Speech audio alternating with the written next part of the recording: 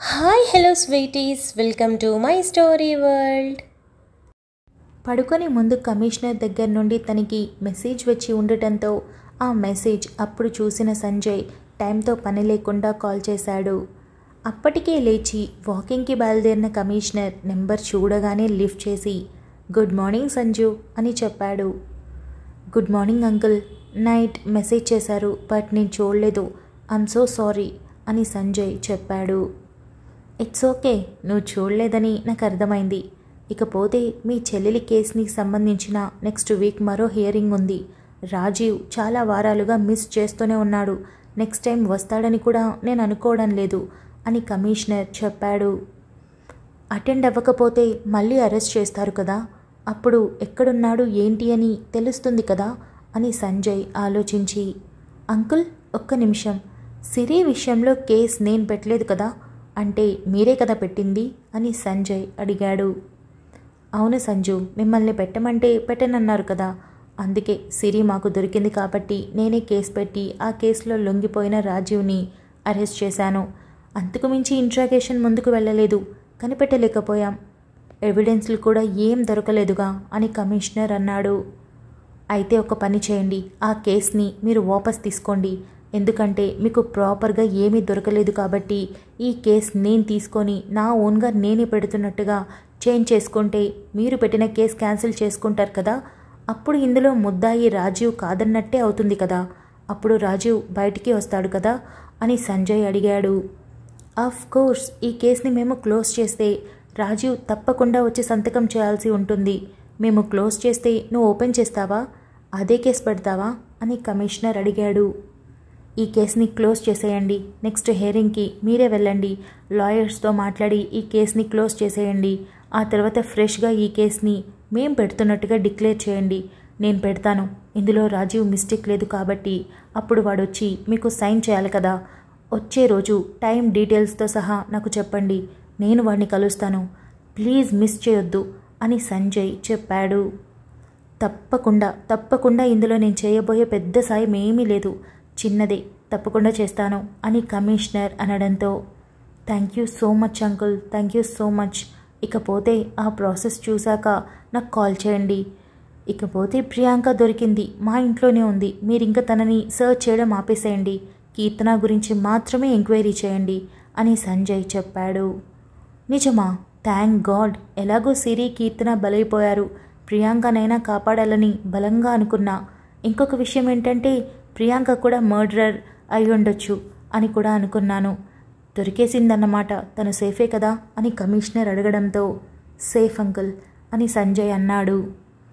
Okay then bye, ఏదైనా అవసరం ఉంటే కాల్ చేయి, లేదా నాకేదైనా ఇన్ఫర్మేషన్ తెలిస్తే నీకు కాల్ చేస్తాను అని కమిషనర్ చెప్పడంతో సంజయ్ బాయ్ చెప్పి కాల్ పెట్టేశాడు. సంజయ్ కాల్ కట్ చేసి పక్కన పెట్టి, ఎక్కడున్నావురా నువ్వు, ఎందుకు నా కంటికి కనిపించడం లేదు, దేనికోసం, వాయిదాలు కూడా మొదలైపోయాయి, కనీసం ఇప్పటికి కూడా బయటికి రాలేదు, ఎక్కడున్నావు, నువ్వు తప్పు చేసావంటే నేను చచ్చినా నమ్మను, అది కూడా మన సిరిని, నువ్వు ఎలారా నమ్ముతాను నేను, అంతకంటే నేను చావడమే నయమేమో. బహుశా నువ్వు చెప్పిన అబద్ధం మన సిరి కనుక వింటే గుండె బద్దలయ్యేలా ఏడుస్తుంది, నువ్వు తనని ఎలా ట్రీట్ చేస్తావో తనకి తెలియదా, నిజంగా నువ్వే కనుక చేసి ఉంటే సిరి నాకు ఆ రోజు హాస్పిటల్లో ఖచ్చితంగా నీ పేరు చెప్పి ఉండేది, ఇంకా భయంకరంగా బాధపడేది, కారణం నిన్ను కూడా తను అన్నయ్యలాగే ఫీల్ అయింది కాబట్టి. కానీ తన నోటి వెంట నేను నీ పేరు వినలేదు అంటే నువ్వు ఖచ్చితంగా కాదు, ఎవరో ఇద్దరు వ్యక్తులు చేశారని మాత్రమే చెప్పింది, అంతేకాని అందులో నువ్వున్నావని ఎక్కడా తను నాకు చెప్పలేదు, కనీసం అలాంటి మాట కూడా నాకు తన మాటల్లో తెలియలేదు. కానీ దేనికోసం నువ్వు దూరంగా ఉన్నావు, దేనికోసం నువ్వు ఇదంతా చేశావు, దేనికోసం, ఎంత ఆలోచించినా అర్థం కావడం లేదు. పట్టుకుంటాను, వెతికి పట్టుకుంటాను. ఇన్ని రోజులు నేను అన్నీ వదులుకొని నా కుటుంబం కోసం బ్రతికాను కాబట్టి నువ్వు నాకు దొరకలేదు, కానీ ఇప్పుడు వెతుకుతున్నానుగా, నీ కోసమే వెతుకుతున్నానుగా, ఖచ్చితంగా దొరుకుతావు అని సంజయ్ అనుకున్నాడు. సంజయ్ ఆలోచిస్తూ ఉండగా మైరా కళ్ళు నలుపుకుంటూ బాల్కనీలోకి వచ్చి మెలకువ వచ్చేసింది అని మత్తుగా చెప్పింది. సంజయ్ ఆలోచనల్లో నుండి బయటికొచ్చి చిన్న నవ్వుతో ఇలా రా అని పిలవడంతో మైరా వెళ్ళి సంజయ్ ఒడిలో కూర్చొని భుజం మీద తలవాల్చి కళ్ళు మూసుకొని నాకు ఎగ్జామ్కి వెళ్ళాలని లేదు, ఇంకా ఎక్కువసేపు నిద్రపోవాలనుంది అని చెప్పింది. సరే సరే ఉండిపో, రేపటి రోజు మనకి పుట్టే పిల్లలు డాడీ మమ్మీ ఏం చదువుకుందని అడిగితే జస్ట్ ఇంటర్ పాస్ అని చెప్తాను, భలే ఉంటుంది అని సంజయ్ అన్నాడు. ఎందుకు ఏడిపిస్తావు, వెళ్తానులే, ఏదో కష్టపడి చదివాను కదా, పైగా రాత్రంతా చదివించావుగా అని మైరా అనింది. వెళ్ళాలి, ఎగ్జామ్ రాయాలి, కనీసం అటెంప్ట్ చేయకపోతే ఎలా చెప్పు? నన్ను పెళ్లి చేసుకొని నువ్వు నీ చదువుని ఆపేశావంటే అందరూ ఏమనుకుంటారు? నేను కనీసం నిన్ను పట్టించుకోవట్లేదు అనుకుంటారు, సంసారం అనే సాగరంలో నిన్ను ముంచేసాననుకుంటారు. అందుకే ఈ ఎగ్జామ్స్ కంప్లీట్ చేయి, క్వాలిఫికేషన్ ఉండడమే కాదు రేపటి రోజు ఆఫీసుకు కూడా రావచ్చు అని సంజయ్ చెప్పాడు. మైరా టక్కున లేచి మత్తుగా సంజయ్ వైపు చూస్తూ, ఏమనుకుంటున్నావు నీ గురించి? అంటే రేపు ఆఫీస్లో నా చేత గొడ్డు చకరీ చేయించడం కోసం ఇప్పుడు ఎగ్జామ్స్కి పంపిస్తున్నావా నువ్వు? నేను ఎగ్జామ్స్ రాస్తాను, పాస్ కూడా అవుతాను, కానీ ఆఫీస్కి మాత్రం ఎట్టి పరిస్థితుల్లో రాను.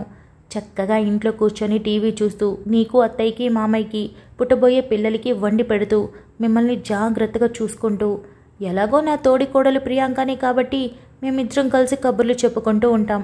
ఒకవేళ ప్రియాంక తన జాబ్ కంటిన్యూ చేసిందనుకో, అప్పుడు తనని సాకేత్ని కూడా నేనే చూసుకుంటాను అని మైరా చెప్పింది. సంజయ్ ఆలోచిస్తూ, అబ్బో పెద్ద ప్లానింగే, బాగుంది, ఇదేదో బాగానే ఉంది, అలాగే నువ్వు అలాగే ఉండు. నేను నా పిఏ ప్లేస్లో నుండి నైనికాని పక్కన పెట్టి ఎవరైనా ఫ్రెషర్ని అలాట్ చేసుకుంటాను. తనైతే కొత్తగా ఉద్యోగంలో చేరుతుంది కాబట్టి తన థాట్స్ తన మైండ్ అన్నీ ఫ్రెష్గా ఉంటాయి కాబట్టి చక్కగా పనిచేస్తుంది. పైగా మొదటిసారి ఉద్యోగంలో చేరుతుంది కాబట్టి ఆ హుషారు కూడా ఎక్కువగా ఉంటుంది, కాబట్టి బాగా ఎంకరేజ్ చేస్తుంది నన్ను అని సంజయ్ అన్నాడు. నైనిక ఉంది కదా, మళ్ళీ కొత్త అమ్మాయి ఎందుకు? పైగా ఎక్స్పీరియన్స్ లేని అమ్మాయితో నీకేంటి పని? నైనిక చాలా బాగా చేస్తుంది కదా, పైగా నీకంత ఎంకరేజ్మెంట్ ఎందుకో అని మైరా అడిగింది. లేదురా, ఎక్స్పీరియన్స్ క్యాండిడేట్స్ ఏంటంటే వాళ్ళకు ఆల్రెడీ వర్క్ గురించి బాగా తెలుసు కాబట్టి పోస్ట్ కొడతారు. అదే కొత్త అమ్మాయి అనుకో, కొత్తగా ఉద్యోగంలో చేరిందనుకో, తనకి పని బాగా నేర్చుకొని మంచి పేరు తెచ్చుకోవాలన్న థాట్ ఉంటుంది కాబట్టి బాగా పనిచేస్తుంది. పైగా కొత్తగా చేరే అమ్మాయి కాబట్టి కొంచెం నేను పక్కనే పెట్టుకొని వర్క్ కూడా బాగా నేర్పిస్తాను. రేపటి రోజు నా గురించి గొప్పగా చెప్పుకోవాలి కదా అని సంజయ్ చిన్నగా నవ్వుకుంటూ చెప్పాడు. నువ్వు నేర్పిస్తావా, అది కూడా పక్కనే పెట్టుకుంటావా అని మైరా కళ్ళు గుండ్రంగా తిప్పుతూ అడిగింది. మరి నైనికా కంటే పని వచ్చు కాబట్టి బయట కూర్చొని చేస్తుంది. పాపం కొత్తగా చేరే అమ్మాయికి అలా కాదు కదా, మనం అన్ని జాగ్రత్తగా నేర్పించాలి. ఏ మిస్టేక్ చేయకుండా ఉండాలి అంటే నేర్పించాలి కదా. మరి నా పిఏ అయినప్పుడు నేనే కదా నేర్పించాలి. పోనీలే పాపం, మన పేరు చెప్పుకొని ఆ అమ్మాయి పని నేర్చుకొని రేపటి రోజు మన గురించి గొప్పగా చెప్పుకుంటుంది అని సంజయ్ ఏదో ఒకటి ఉద్ధరిస్తాను అన్న లెవెల్లో చెప్పాడు. నువ్వు పొద్దున వెళ్తే వచ్చేసరికి నైట్ అవుతుంది కదా, అంటే ఆ అమ్మాయి రోజంతా నీతోనే ఉంటుందా? అదే నీ పక్కనే ఉంటుందా అని మైరా అడిగింది. ఉంటుంది కదా అని సంజయ్ అన్నాడు. అంటే నువ్వు ఇంట్లో కన్నా ఆఫీస్లోనే ఎక్కువ ఉంటావుగా అని మైరా అనడంతో సంజయ్ తన నవ్వుని ఆపుకుంటూ, ఒక్క మాటలో చెప్పాలంటే నీతో కన్నా ఆ అమ్మాయితోనే ఎక్కువ టైం ఉంటాను.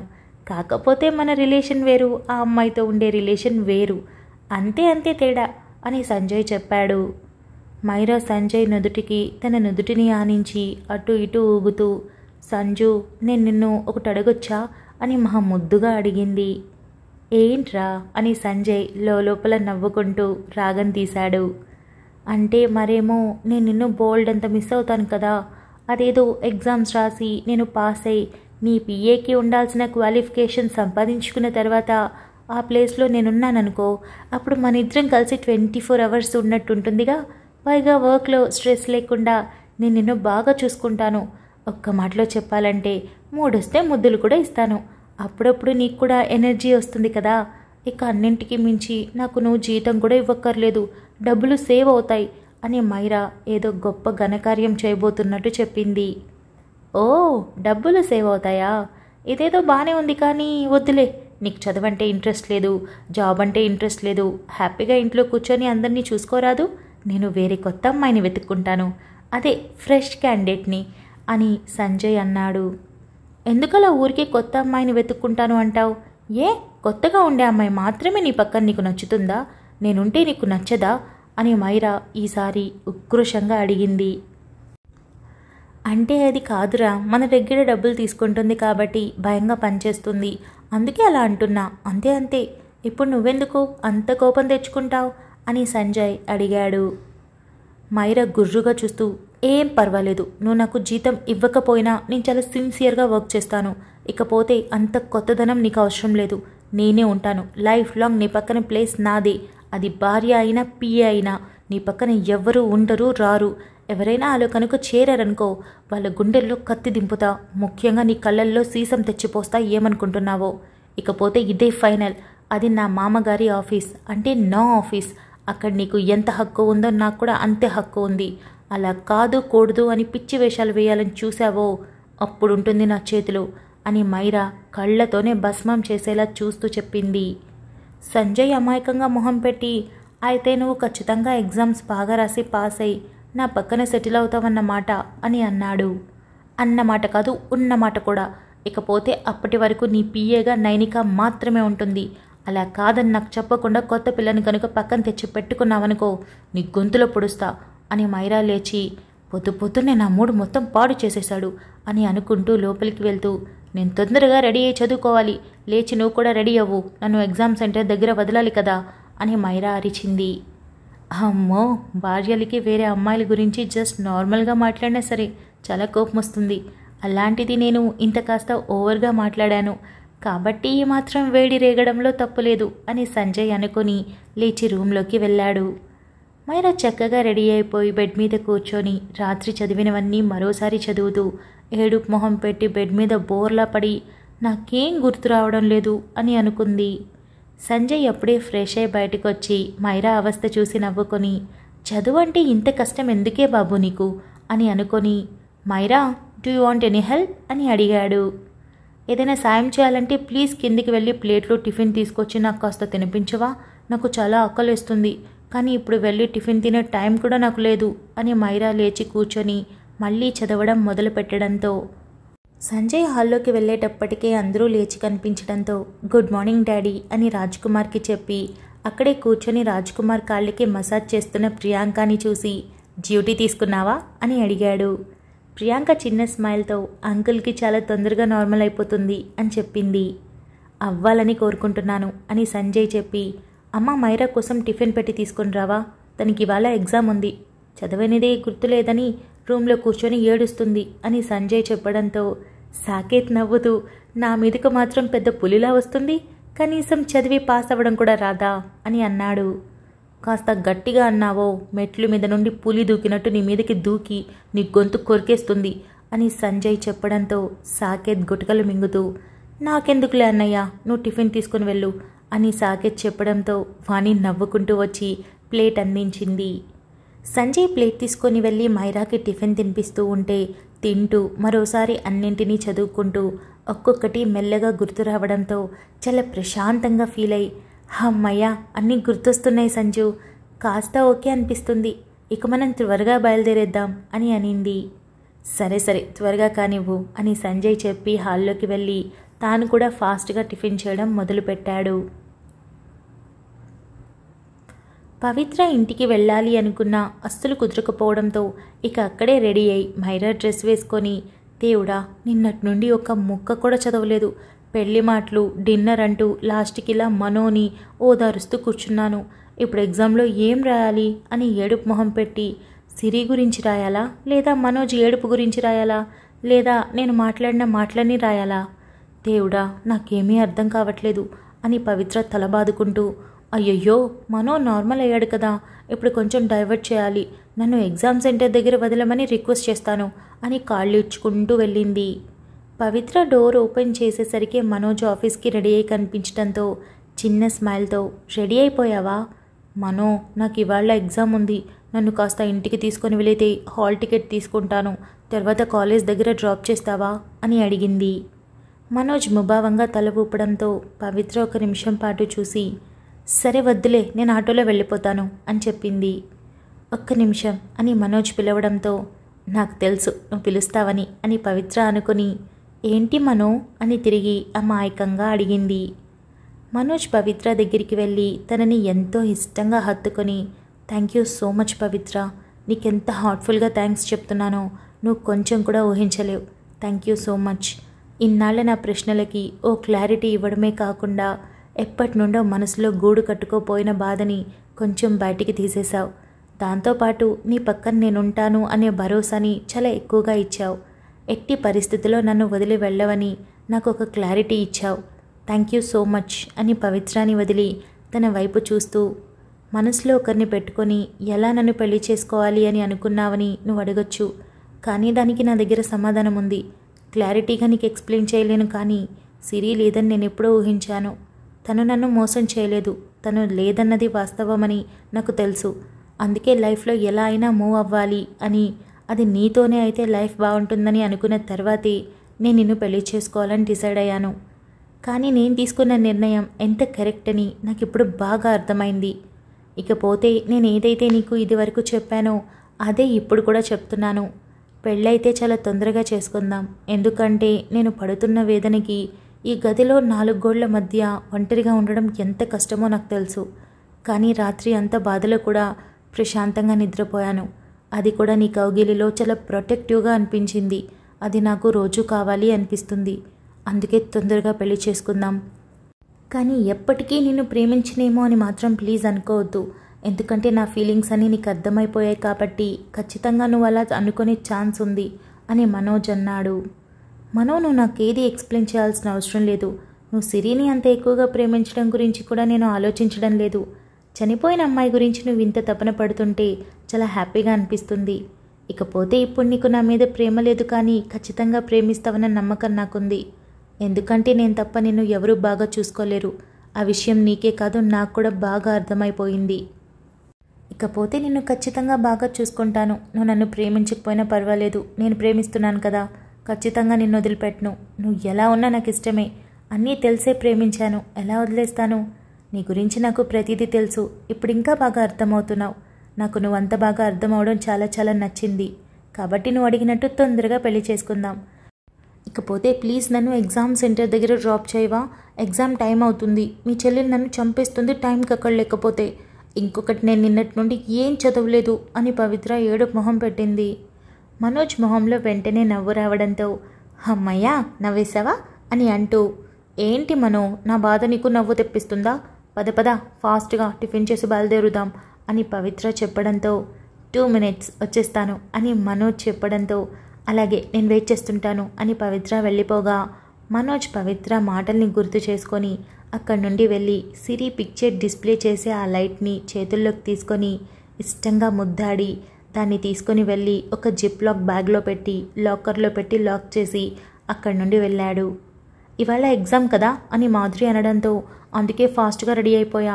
మనోజ్ నన్ను డ్రాప్ చేస్తాడు అని పవిత్ర అప్పటికే నిద్ర లేచి మాధురితో ముందు రోజు జరిగింది మొత్తం చెప్పడంతో, మాధురి మనోజ్ విషయంలో బాధపడినా హ్యాపీగా కూడా ఫీల్ అయింది.